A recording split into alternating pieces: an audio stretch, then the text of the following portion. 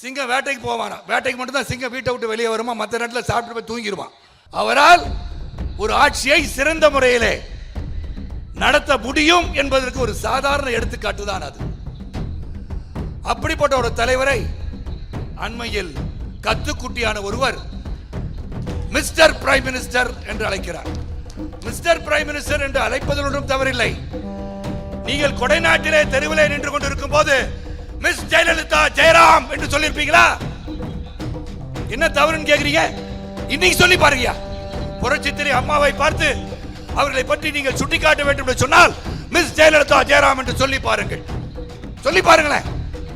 சிங்கம் வேட்டைக்கு மட்டும் போமா, வந்து தூங்கிடுமா. சிங்கம் வேட்டைக்கு போவானா, வேட்டைக்கு மட்டும் தான் சிங்கம் வீட்டை விட்டு வெளியே வருமா, மற்ற நேரத்தில் சாப்பிட்டு போய் தூங்கிடுவான். அந்த மாதிரி சிங்கமா இருக்கக்கூடாது. சிங்கம்னா வந்து சிங்கமா இருக்கணும், தூங்குகின்ற சிங்கமா இருக்கக்கூடாது. இது எதுக்காக சொல்றேன்னா, தன்மையற்று பேசியதால் அவரை பற்றி நான் பேசுகிறேன், இல்லைன்னா அவரை பற்றி நான் பேச மாட்டேன்.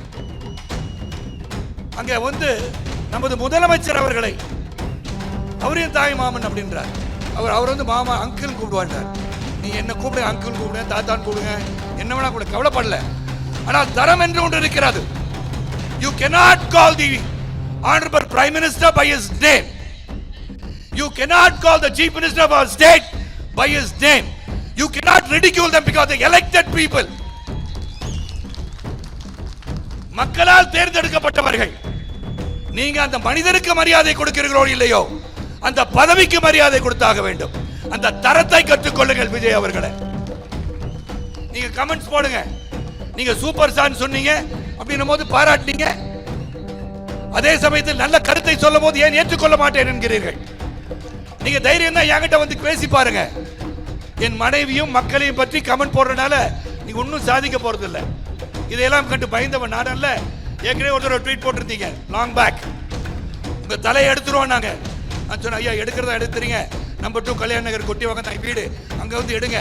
ரோட்ல எடுத்துறீங்க, தலை வேற துண்டா போய் கிடக்கும், வீட்டுக்கு வாங்க. இது சாதாரணவன் கிடையாது.